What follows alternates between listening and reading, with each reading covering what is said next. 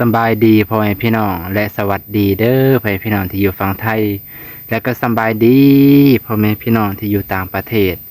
เมื่อนี้บ่าวนงขออนุญาตพ่อแม่พี่น้องมาเฮือนนางร้อยพ่อแม่พี่น้องหลังจากที่ฝนฟ้าอากาศก็ถือว่าเศร้าตกแล้วพ่อแม่พี่น้องฝนก็เศร้าตกแล้วอากาศก็ปลอดโปร่งพ่อแม่พี่น้องมานี่เนาะแต่ว่าก็มีครึ้มนิดนึงแต่ว่าทางนี้อากาศปลอดโปร่งแล้วท้องฟ้าปลอดโปร่งใสเลยมานี่ก็บ่ฮู้ว่ามีคนอยู่เฮือนบ่ให้พี่น้องเนาะบ่ฮู้ว่ามีคนอยู่เฮือนบ่มื้อนี้สิเอาขนมมาฝากนางบุญเพ็งพ่อแม่พี่น้องหลังจากที่ขนมก็บ่หลายบ่น้อยเดี๋ยวพ่อแม่พี่น้องพอได้กินน้อยหนึงก็มาฝากร้านหน่อยเนาะจังได๋ก็ขอบใจขอบพระคุณหลายๆพ่อๆแม่ๆที่ว่าอยู่ต่างประเทศเด้อที่รับชมจนสุดเพิ่นแหละและให้กำลังใจบ่าวน้องตลอดขอบใจขอบพระคุณหลายๆขอบใจ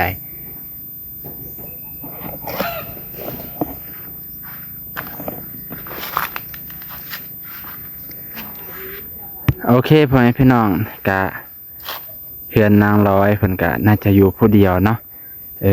อ้ายบุญเกิงเพิ่นคือสิบ่อยู่แหละ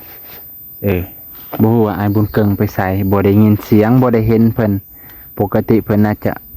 โกโก้เก๊กๆแหละเนาะเฮาก็สิขึ้นไปถามคนทางเทิงก่อนมีคนอยู่บ่มีแต่นางร้อยสิกะบ่าวน้องก็บ่กล้าเข้าไปในปานใดเนาะเพราะว่ามันก็เสี่ยงแน่เนาะก็เพื่อกันไว้แล้วพ่อแม่พี่น้องก็บ่ได้ว่าหยังดอกแต่ว่าเฮาก็กันไว้ดีกว่าแก้เพิ่นนี่ก็บ่าวน้องมาผู้เดียวคือเก่าเนาะพ่อแม่พี่น้องกับมอเตอร์ไซค์คันเดิมคันเก่าหลังจากที่พาบ่าวสวนไปธุระช่วงเช้าพ่อแม่พี่น้องไปธุระคือไปหาพ่อบ้านพ่อกำนันนั่นแหละเพื่อเฮ็ดทำสัญญาบันทึกสัญญาในการเฮือนเพิ่นนั่นแหละเนาะพ่อแม่พี่น้องตามที่บ่าวแสนเพิ่นแนะนำแต่ก็ตามที่ผู้หลักผู้ใหญ่ใจดีที่เพิ่นช่วยเหลือบ่าวสวนนั่นแหละให้เฮ็ดสัญญาไว้พ่อแม่พี่น้องโอ้ยขนมก็บ่หลายเบิ่งขนมน้อยหนึงพ่อแม่พี่น้องแต่ก็อยากให้ร้านน้อยมันบ่จังสิว่าจังใดเลยบ่าวนงก็โอ้ยอีหลายอีเรือมาช่วงนี้รู้สึกว่าสิรอดแน่บ่รอดแน่ YouTube ก็ถ้าเบิ่งเดือนตุลานี่แหละพ่อแม่พี่น้องจังค่อยว่ากันตัดสินใจอีกเทื่อนึงช่วงนี้บ่าวนงก็ฟื้นไปพยายามไปก่อน3ฮอดเดือนตุลาแต่ว่าผ่านกฎเกณฑ์เบิดแล้วแต่ว่าก็มันก็คือว่าแหละทุกการเดินทางมันก็ต้องใช้งบประมาณพ่อแม่พี่น้องเนาะอันนี้ก็คือเฮือนครัวเพิ่นพ่อแม่พี่น้องโอ้เพิ่นมาเฮ็ดเฮือนครัวอยู่นี่เลยคักก็ใครกว่าเก่าอยู่ดังไฟมองนี่เลยเฮ็ดกินอยู่นี่ก็คักกว่าเก่าอยู่พี่น้องมันก็ดีกว่ามองเก่าดีกว่าไปดังอยู่ตารางเนาะแต่ว่าเพิ่นก็อันนั้นคักแน่อยู่กว้างขวางเฮ็ดเนี่ยอยู่ในกินข้าวอยู่นี่ก็ได้เด้ตามบ่าวนงว่าปัดกวาดคักแน่กินข้าวอยู่นี่ล้างถ้วยล้างชามเก็บถ้วยไว้อยู่พี่สบายหรือมั่งตัวนี้ไปไว้ข้างๆว่าเนาะคือสิคักเนาะไปไว้ข้างๆเฮือนปลูกไม้ไว้ซั่นเถอะเอาไปปลูกไม้เอาไปปลูกใหม่ก็คือสิคักเห็ดรังใหม่โอ้อากาศก็บ่ค่อยแดดปานใดพี่น้องก็บ่มีผู้ใดอยู่ในเฮือนมีอยู่เห็นแต่นางร้อยผู้เดียวกับบุญเพ็งจักบุญเพ็งอยู่หรือบ่มีเสื้อผ้าเพิ่นก็ได้โอกาสได้ตากแดดพี่น้องเพราะว่าแดดนะฮะก็มามื้อนี้เนาะเพิ่นก็เลยได้มีโอกาสได้ตากเสื้อผ้าร้านน้อยเพราะว่าช่วงหนึ่งฝนทั้งตกทั้งสาดนั่นแหละสังกะสีเพิ่นก็ยังบ่แล้วเทื่อไปพี่น้องเพื่อนเพิ่นก็ยังบ่แล้วยังน้อยหนึ่งว่าซั่นเถอะยังเหลือแผ่นเดียวตามที่บ่าวนงเห็นนั่นเด้เพิ่นก็ว่ายังเหลือแผ่นหนึ่ง2 แผ่นหรือ4 แผ่นนี่แหละพอได้ปิดข้างๆไว้น้อยหนึ่งนะพ่อแม่พี่น้องเพราะฝนมันยังสาดอยู่เพิ่นล่ะถ้าฝนมาทางนี้มันสิสาดเข้าปองตรงที่ ยังบ่แล้วไปพี่น้องมันสิสาดเข้ามาเนาะ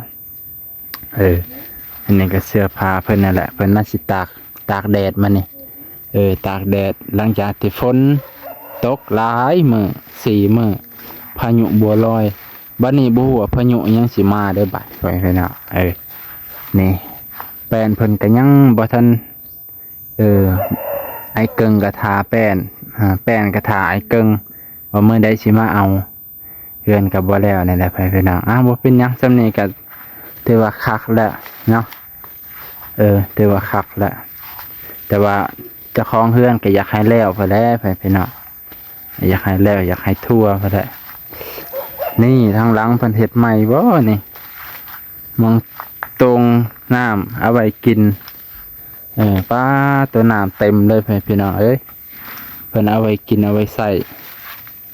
เอาไว้กินก็ได้พี่น้องสังกะสีใหม่สังกะสียังบ่ได้ถึกเอาไว้กินก็แซ่บเพื่อกันบ่าวนงก็กินน้ำฝนให้กันเพราะว่าน้ำมันสะอาดอยู่ได้น้ำฝนให้ฝนแรกก็บ่เป็นหยังฝน2ฝน3เริ่มกินได้แหละเนาะเฮามาเบิ่งรอบๆโครงการสวนเพิ่นพ่อพี่น้องสวนเพิ่นแต่ว่าเริ่มเฮ็ดแล้วเฮ็ดหัวแล้วปลาโตเฮ็ดหัวทางพุ่นกันก็สิตีคือกันพ่อพี่น้องตีอ้อมคักแน่แหละเนาะตามนั้นเพราะว่าเพิ่นก็เคยสิกันแบะแบะมักแท้ๆสวนเนาะมองจะทีจะทางเพิ่นแน่คันปลูกมักทั่วเสต้นในคักได้พ่อพี่น้องว่าจะได้บ่าวน้องนี่มักปลูกทั่วเสต้นแบบนี้แหละให้มันไตขึ้นพุ่นฮอดปลายเพิ่นเพราะว่ามันมีเศษใบไม้นี่แห้งคักแห้งเป็นปุ๋ยเป็นปุ๋ยคักไรเฮ็ดนี่สุดยอดเป็นเลือกเหมาะเจาะซ้ำนี่ก็เลือแล้วคันปลูกคักเพราะว่าทางนี้ก็รู้สึกว่าแดดมันเข้ามาพอดีถึกแดดบ่ห่มเนาะบ่น้องกะมาอัปเดตเฮือนเพิ่นแต่ก็บ่เห็นแล้วจักเทื่อสังกะสีก็แป้นเพิ่นก็ยังทันมาจักเทื่อเพิ่นก็ยังเอาผ้านี่แอมคือเก่าให้พี่น้องนะเพราะว่าเพิ่นก็ถือว่าทาคือกันนั่นแหละต่างคนต่างทาเจ้าภาพใหญ่เพิ่นก็ยังบ่ทันแจ้งทางบ่าวลาวบ่บ่าวลาวก็ยังบ่ทันว่าจังใดเนาะที่จริงหั่นเพิ่นว่าใส่แป้นนี่ประมาณ30แผ่นแล้วก็คือสิแล้วแหละ30แผ่นเองพ่อพี่น้อง30แผ่นก็หลายเติบเด้อเพิ่นน่ะเกือบ10,000เลยพ่อพี่น้องกับ10,000ถือว่าหลายเติบเพราะว่าเขามื้อนี้แป้นมันแพงพ่อพี่น้องแป้นมันอาจสิแพงแน่บ่เคยสมัยตะกี้เด้เนาะเงินเรทสูงแน่มันก็เลยแพงแน่เนาะโอเคเฮาสิขึ้นไปทางเทิงไปพี่น้องขึ้นไปทางเทิง